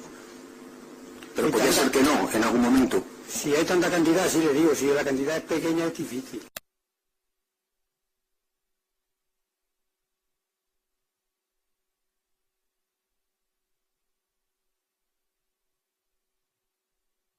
Externamente por dos perros.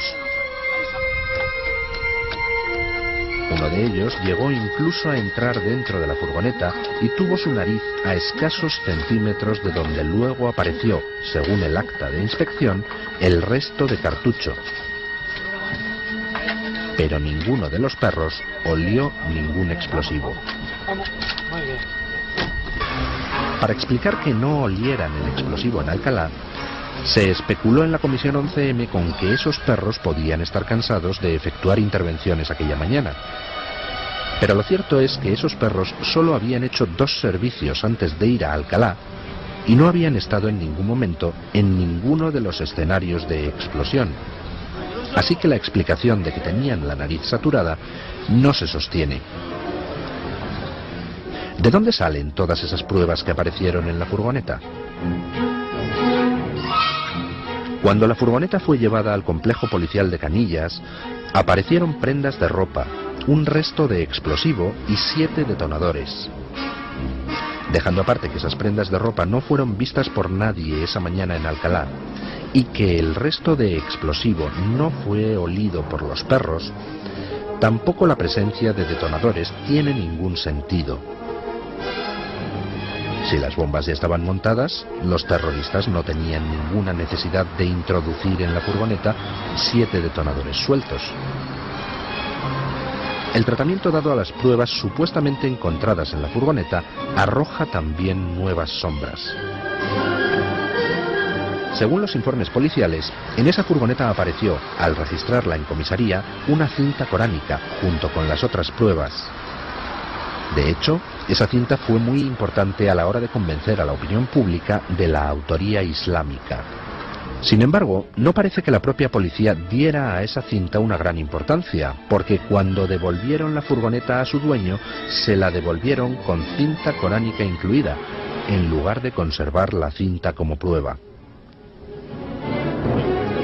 Por lo que respecta al explosivo, en la furgoneta de Alcalá apareció un resto de gómado seco que se envió a analizar a la policía científica, junto con una muestra patrón extraída de un cartucho de gómado seco. Y el resultado de ese análisis arrojó un resultado curioso. El resto encontrado en la furgoneta Kangoo era en efecto gómado seco, pero estaba contaminado con metenamina, un componente que se usa, entre otras cosas, para preparar explosivos militares, como por ejemplo el RDX.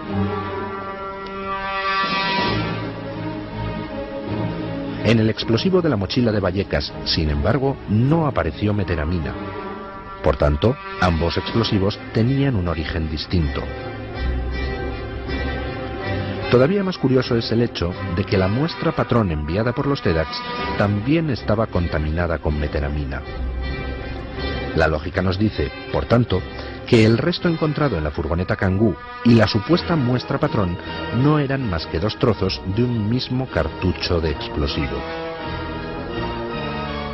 Para no tener que explicar cómo era posible que el resto de explosivo de la furgoneta estuviera contaminado y, sobre todo, que la supuesta muestra patrón estuviera contaminada de la misma manera, el jefe de los TEDx, Sánchez Manzano, envió al juez del Olmo un informe donde se ocultaba esta anomalía y donde se le hacía creer que la metenamina forma parte de la composición de la goma 2 Eco.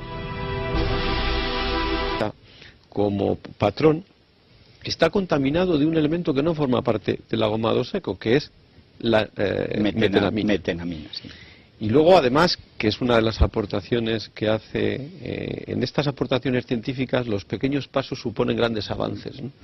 Ese análisis de la granulación de la dinamita, donde se ve que es igual exactamente el trocito de la Kangoo del trocito de la muestra patrón. No es que los dos tengan el mismo contaminante, la misma metenamina, es que la granulación, es que son iguales. Es que son exactamente iguales. Todo por pereza de no ir a por otro cartucho.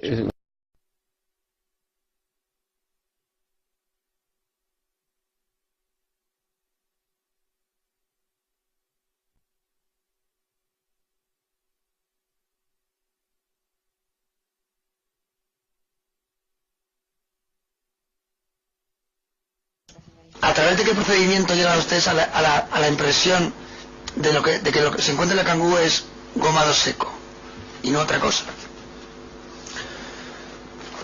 La goma 2 Eco se utiliza en la unidad para prácticas, inmediatamente la identifican los TERAS.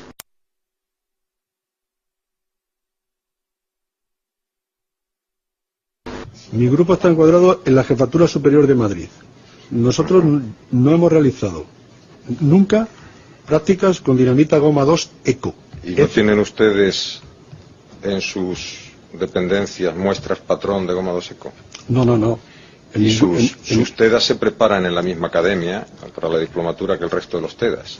Sí, claro. O sea, que es única, ¿verdad? Sí. Bien, ¿y en esa academia no se hacen prácticas con goma 2 Eco? No.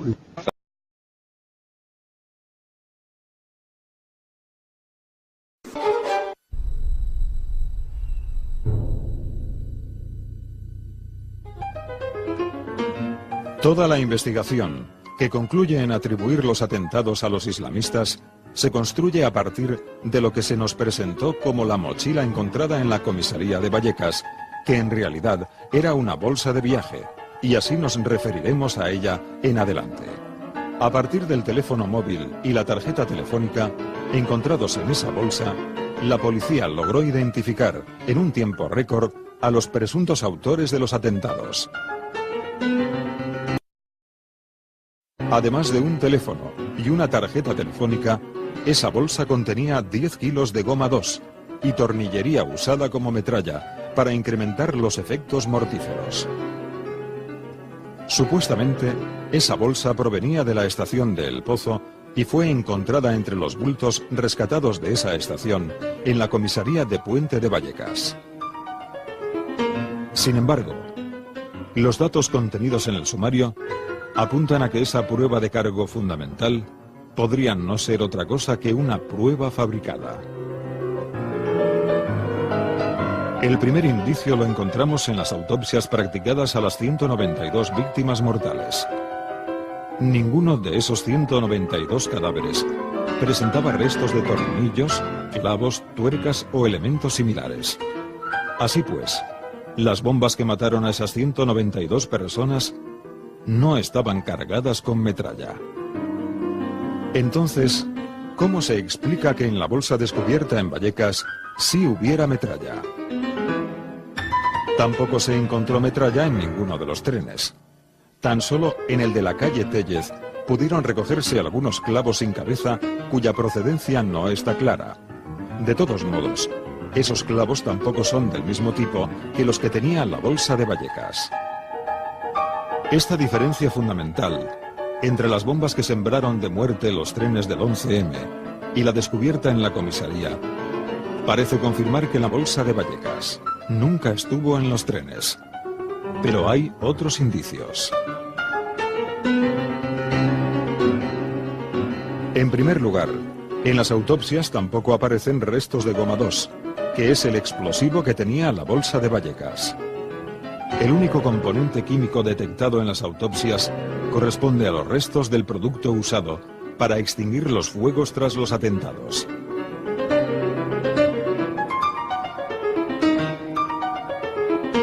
En segundo lugar, aquel 11 de marzo hubo un total de 13 bombas. 10 de ellas estallaron en los trenes. Otras 2 fueron detonadas por los TEDx. Y la 13ª es la Bolsa de Vallecas. De las 2 bombas que los TEDx hicieron estallar, sabemos muy pocos detalles. Pero tenemos la descripción de un testigo privilegiado que nos habló del contenido de una de ellas. Jacobo Barrero, el policía municipal que encontró en el tren de El Pozo una bomba sin estallar y la sacó al andén, donde los TEDx la detonaron. Las diferencias entre esa mochila que encontró Jacobo Barrero y la bolsa de Vallecas son muy notables. La que encontró Jacobo Barrero era efectivamente una mochila, mientras que la bomba de Vallecas estaba en una bolsa de viaje. La cantidad de explosivo en ambas mochilas era distinta. También era distinto el color de los cables. Rojo y negro en la mochila encontrada por Jacobo Barrero.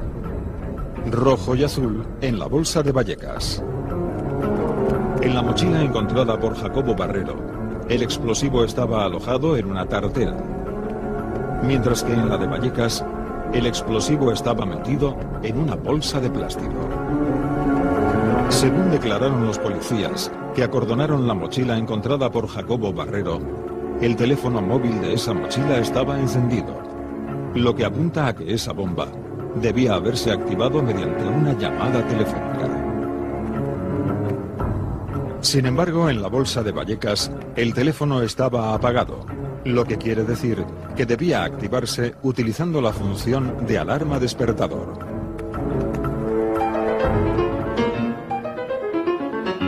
En tercer lugar, en el explosivo de la bomba que los terroristas del 11M depositaron junto a las vías del AVE el 2 de abril, se encontraron restos de ADN de uno de los terroristas, lo que indica que el explosivo fue amasado con las manos desnudas. Sin embargo, en el explosivo de la bolsa de Vallecas no aparecen restos de ADN. En cuarto lugar, la hora a la que estaba programado el teléfono en la bolsa de Vallecas no se corresponde con la hora a la que explotaron las bombas en la estación de El Pozo. Se supone que esa mochila provenía también de la estación de El Pozo, como la que encontró el policía municipal. Sin embargo, las 2 bombas que hicieron explosión en la estación de El Pozo estaban programadas para las 7:38, mientras que la bolsa de Vallecas lo estaba para las 7:40. En quinto lugar, la bolsa de Vallecas no era una verdadera bomba. Tal y como estaba montada, no hubiese hecho explosión nunca. No se había utilizado ningún tipo de cinta aislante, ni soldadura para unir los cables entre sí, y 2 de los cables estaban sueltos. Este dato crucial no fue revelado al juez del Olmo hasta 4 meses después. En sexto lugar, el explosivo encontrado en la bolsa de Vallecas no coincide ni con el de la furgoneta de Alcalá, donde además de goma 2 apareció metenamina, ni con las bombas que estallaron en los trenes, donde, según el jefe de los equipos de desactivación, el 11M, lo que se utilizó fue explosivo militar. Pero todavía existe un elemento añadido aún más extraño. Nadie ha sido capaz de dar una explicación racional de por qué apareció aquella bolsa en la comisaría de Puente de Vallecas.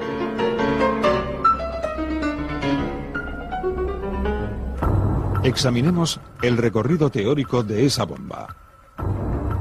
Supuestamente, aquella bolsa provenía del tren de El Pozo, pero nadie la vio en aquella estación. Los TEDx revisaron uno a uno todos los bultos sin detectar esa bolsa de Vallecas. ¿Cómo es posible que no vieran esa bolsa de viaje que pesaba 15 kilos? Tampoco la vio nadie en ningún otro punto del trayecto entre la estación de El Pozo y la comisaría, según consta en las declaraciones de los testigos ante el juez. Pero lo más extraño es el supuesto viaje que esa mochila hizo durante el 11 de marzo. Veamos por qué. Inicialmente, los bultos de la estación de El Pozo fueron llevados a la comisaría de Villa de Vallecas por orden de la juez de guardia. Sin embargo, el juez del Olmo dio orden de llevar todos los bultos a IFEMA, así que los de la estación de El Pozo se llevaron al recinto ferial. Después, alguien dio una segunda contraorden diferente de las instrucciones del juez. Esa segunda contraorden mandaba a los policías encargados del traslado que llevaran los objetos encontrados en el pozo a la comisaría de Puente de Vallecas. La excusa esgrimida para sacar las cosas de IFEMA, en contra incluso de la opinión de los policías allí destacados, era la de catalogar los bultos antes de llevarlos de nuevo al recinto ferial. ¿Por qué ese empeño en llevar los bultos de El Pozo a la comisaría de Puente de Vallecas? Una comisaría a la que no correspondía la zona de la estación de El Pozo. Por tanto, son muchos los datos que apuntan la falsedad de la bolsa de Vallecas. Ausencia de metralla en las víctimas. Ausencia de goma 2 en las autopsias. Diferencias con la mochila encontrada por el policía municipal Jacobo Barrero. Falta de rastros de ADN en el explosivo amasado. Hora diferente de programación del teléfono. El hecho de que la mochila estaba preparada para no explotar. Diferencias con el explosivo encontrado en la furgoneta de Alcalá. La supuesta utilización de explosivo militar en los trenes. Y la inexplicada aparición en la comisaría de Puente de Vallecas después de un extraño e injustificado recorrido por todo Madrid. En la madrugada del 11 al 12 de marzo de 2004, una mochila apareció en una comisaría de Vallecas con una bomba en su interior. A pesar de que los CEDAS habían recorrido hasta 4 veces cada vagón del tren del Pozo y de que tampoco nadie la vio en su recorrido hasta la comisaría de Puente de Vallecas, muchos son los indicios de falsedad de esa prueba. En el juicio ha quedado acreditado que ningún funcionario policial se responsabiliza de haber encontrado la mochila en la comisaría de Puente de Vallecas o en el tren del Pozo. Tal y como se ha podido ver, y así lo recalcó durante las sesiones el propio juez Bermúdez, la mochila número 13 no figura en ninguno de los inventarios de material redactados en esos 2 escenarios. No consta, por tanto, que fuera encontrada, lo que implica que tampoco consta en ningún documento a qué hora y por quién fue encontrada realmente. Gracias. ¿Alguna defensa más? Señora, cuando dice usted que está inventariando lo que le dicen que procede de la estación del Pozo, ¿las bolsas negras grandes están numeradas? No. No están numeradas. Que yo recuerde no estaban numeradas, no. ¿Usted no recuerda dónde se interrumpió la relación? Si eso es evidente, si usted encuentra una bomba no va a seguir inventariando. Ya. Lo que le digo es, ¿usted no recuerda dónde se produce esa interrupción? Pues la verdad es que no lo recuerdo. Puedo intentar examinar por si hago memoria, pero... Inténtelo, por favor, porque es importante.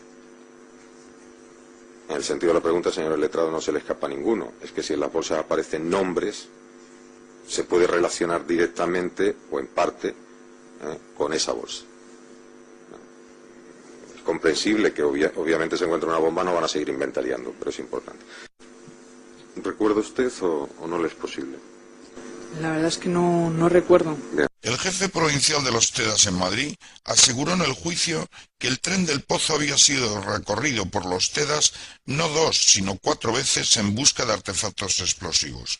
Aún así, la versión oficial sostiene que se les escapó un artefacto explosivo de 11 kilos. Cuando llegué allí, como he dicho antes, existía un gran caos. Entonces pregunté a los TEDAS que estaban que si se habían revisado todos los trenes, porque no solamente estaba el tren explosionado, había más trenes.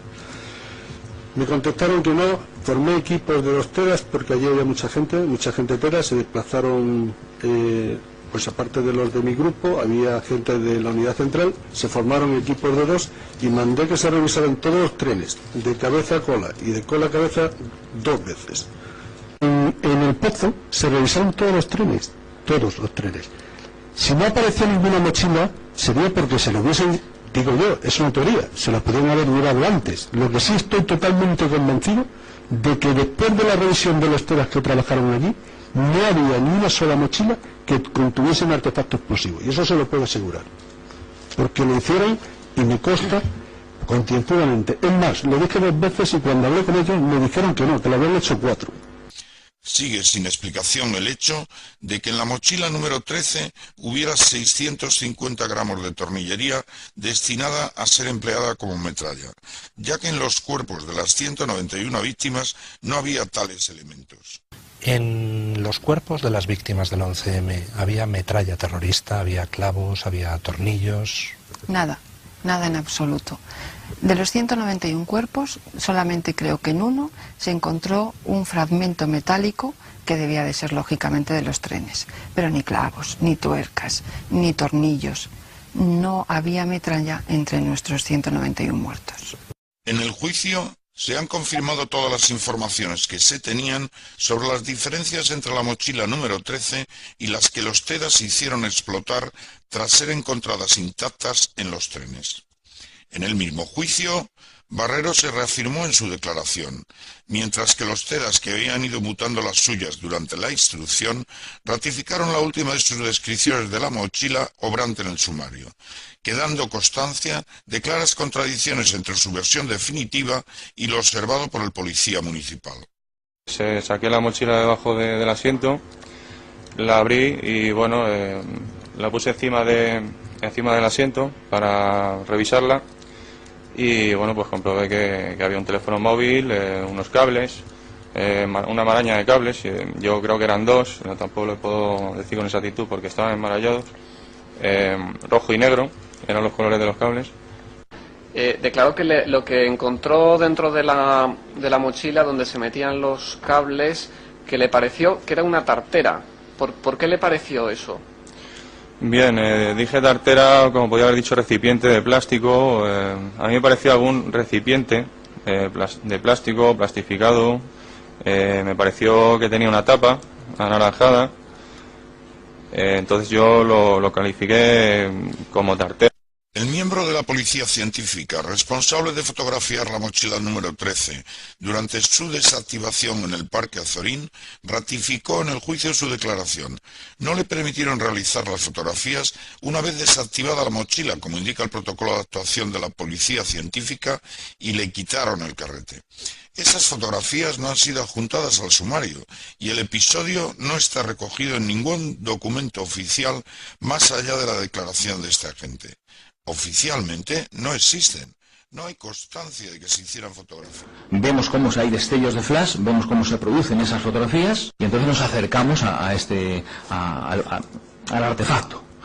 No vemos ningún tipo de bolsa de deportes, en ningún momento hay bolsa de deportes. Pero antes de irnos, el comisario general de Seguridad Ciudadana me dice: deme usted el carrete de la cámara de fotos. Sí. Entrégueselo usted a los artificieros. El carrete desaparece. Es más, no tengo conocimiento del destino del carrete y por las preguntas que he hecho, nunca se han hecho esas fotos. Con posterioridad al juicio se ha demostrado que el único vestigio de ADN encontrado en la mochila número 13 pertenece a un individuo de raza blanca, descartando los científicos con más de un 99% de probabilidades que pudiera tratarse de un magrebí. Agentes de la UCIE reconocieron ante el tribunal que no le entregaron al juez instructor la mochila número 13 encontrada en la comisaría de Puente de Vallecas, sino una que compraron ellos mismos en una tienda que era textualmente muy parecida a la que había salido en los medios.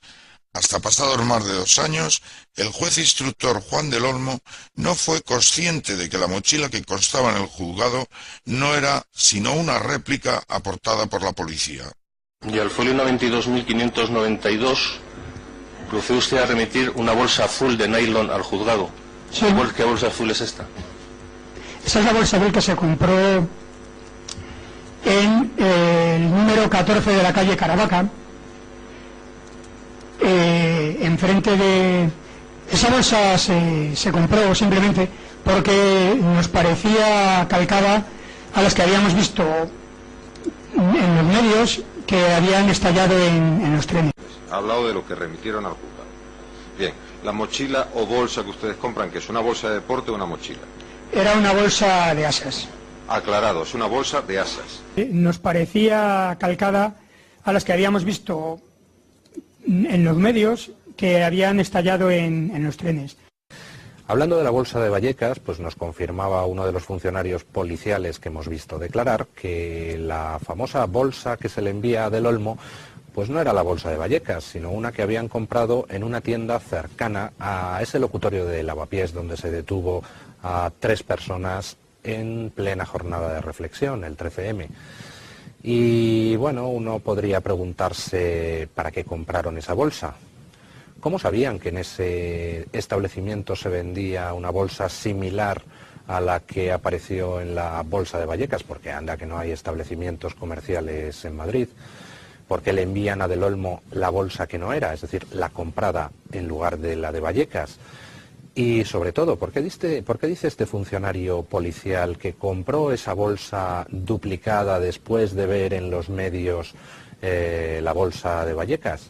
Difícilmente pudo ver en los medios la bolsa de Vallecas, porque la bolsa de Vallecas fue por primera vez publicada a través de una cadena de televisión americana muchos días después de que esa bolsa duplicada fuera comprada en un comercio de la calle Caravaca. La sesión de tarde comenzaba con la declaración de un nuevo testigo, un inspector de la Policía Nacional que ha vuelto a sacar a la luz la mochila de Vallecas. Ha reconocido que las primeras investigaciones se centraron en averiguar dónde se vendió el teléfono que se encontró en la bolsa a la que se ha referido como la que no explosionó.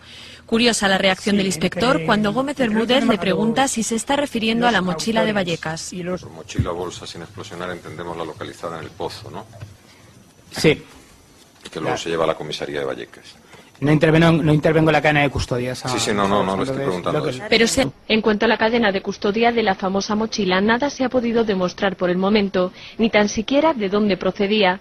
Algunos informes del sumario sostienen que de IFEMA, sin embargo, la gente que la encontró no sostiene lo mismo. ¿Usted tiene conocimiento de dónde procedían esos efectos? Lo que yo tenía conocimiento, lo que me dijeron es que venían de la estación del Pozo. ¿Esto lo sabe por sus compañeros o por la subinspectora que estaba, o el subinspector de servicio que estaba en ese momento? Pues por los compañeros. Tenemos que nadie vio a esa mochila en los trenes, nadie la vio en el trayecto entre el Pozo y la comisaría de Puente de Vallecas. Existen numerosísimas contradicciones en los testimonios de quienes participaron en el traslado de los bultos del Pozo, y encima ese traslado a la comisaría de Puente de Vallecas se hizo en contra de la orden del juez del Olmo de llevar las cosas a IFEMA. Todo eso es aceptado por el tribunal. Los TEDx, como declaró el jefe provincial de los TEDx ante el tribunal, revisan 4 veces la estación del Pozo y no encuentran esa mochila. Y luego esa mochila aparece en una comisaría. En fin, el tribunal incluso reconoce ese inexplicable periplo que la mochila realizó por todo Madrid y dice que, bueno, pues, ¿qué le parece de lo más normal? Veamos cuál fue ese periplo. No existe ruptura de dicha cadena de custodia. La prueba es auténtica. Cuestión diferente, aunque sin consecuencias jurídicas, es el extravagante periplo de los efectos. Con este paradójico discurso, que también se reproduce en el texto de la sentencia, el Tribunal del 11M daba por zanjada la polémica sobre el recorrido de la mochila de Vallecas. El fallo suscribe la versión oficial y, por tanto, ese periplo extravagante al que hace referencia. Según lo establecido por el tribunal, la mochila se encontraba entre los efectos recuperados en la estación del Pozo, objetos que se habría ordenado trasladar hasta la comisaría de Villa de Vallecas. Una vez allí, y sin llegar a ser descargados, se decidió que los efectos, entre los que se encontraría la famosa mochila, fueran llevados a otra comisaría cercana, la de Puente de Vallecas. En esta ocasión tampoco se llegaron a bajar las bolsas de las furgonetas y se ordenó que fueran transportadas hasta el pabellón 6 de IFEMA, donde se habrían depositado en una zona acotada y vigilada de forma permanente. Pero allí no terminó el periplo. Horas después se dio la orden de volver a buscar los efectos y llevarlos de nuevo a la sede policial de Puente de Vallecas, donde se habrían colocado en una habitación cerrada bajo llave y con un funcionario custodiando la puerta. Sobre las 2 de la madrugada del 12 de marzo, cuando se procedió a efectuar una relación de los efectos, se encontró la mochila que servía de contenedor de un artefacto explosivo. Finalmente, tras ser localizada, se llevó al Parque Azorín, donde la bomba habría sido desactivada sobre las 4 o las 5 de la madrugada. Observen ustedes qué curioso viaje, pero lo más bonito es la excusa que se dio para el viaje. Del Olmo había ordenado que los bultos fueran llevados a IFEMA para poder ayudar en las tareas de identificación de los cadáveres. Entonces resulta que cuando ya están allí los bultos en IFEMA, alguien ordena que se lleven a la comisaría de Puente de Vallecas con el fin, y cito textualmente el sumario, de catalogarlos antes de llevarlos a IFEMA. Oiga, si ya los tenía en IFEMA, ¿por qué no los cataloga allí? ¿Se los lleva de IFEMA para catalogarlos y devolverlos a IFEMA? En fin, bueno, pues esto al tribunal le parece estupendamente. Y le parece estupendamente a pesar de los siguientes dos indicios de falsedad que vamos a recordar ahora mismo. El quinto de los indicios era que esa mochila no aparece en el listado de los bultos catalogados en la estación del Pozo. Y además no hay acuerdo entre los testigos sobre la hora exacta a la que aparece esa mochila. Unos dicen que aparece a la 1:30, otros que a las 2 menos cuarto, otros que a las 2. Es decir, una bomba, como las que había estallado en los trenes, y no queda registrado en ningún sitio. Ni siquiera queda registrado en los telefonemas del 091, que viene la hora a la que supuestamente se tendría que dar aviso a los superiores de los policías que encontraran la mochila. Y después de llevarse los bultos desde IFEMA a Puente de Vallecas para catalogarlos, aparece una bomba y justo esa no la catalogan. Es estupendo, ¿eh? Está muy bien todo el episodio. ¿Pero qué dice el tribunal con respecto a eso? También vuelve a decir que efectivamente no está catalogada la mochila y que hay contradicciones en cuanto a la hora, pero tampoco pasa. Esta semana también nos ha dejado el testimonio de Jacobo Barrero, el policía municipal que encontró una mochila sin explosionar en un vagón de la estación del Pozo. Barrero ha asegurado que contenía un teléfono móvil con cables rojo y negro y debajo un recipiente de plástico anaranjado. A pesar de que la fiscal intentó que el policía convirtiera el cable negro en azul como el encontrado en la mochila de Vallecas, Barrero no dudó en ratificarse. Veo un amasijo de cables rojos y negros. Sí, el color de los cables era rojo y negro. ¿Rojo y negro o rojo y azul? Yo vi rojo y negro. Contradicciones, nuevas revelaciones e intentos de sacar adelante la versión oficial a cualquier precio.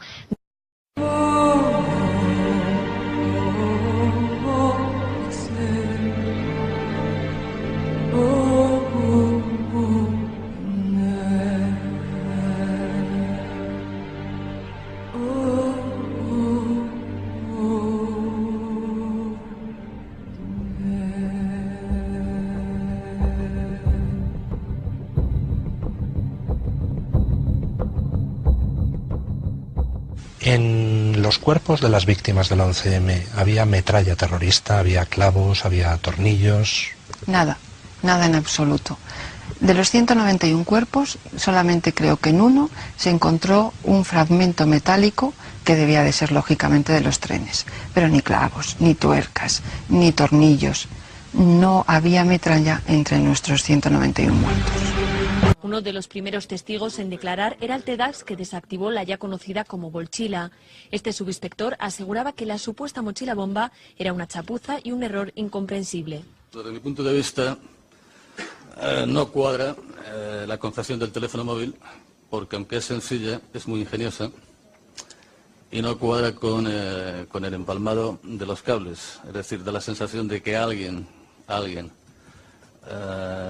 elaboró el teléfono móvil, porque está muy bien confeccionado, es simple, pero tuvo que probarse previamente para ver si efectivamente daba tensión suficiente para energetizar el detonador. Y eso no cuadra con la pequeña chapuza, entre comillas, de no encintar los cables, ¿no? Sánchez Manzano ocultó al juez del Olmo la radiografía que demostraba que la mochila de Vallecas nunca podría haber estallado porque tenía los cables sueltos.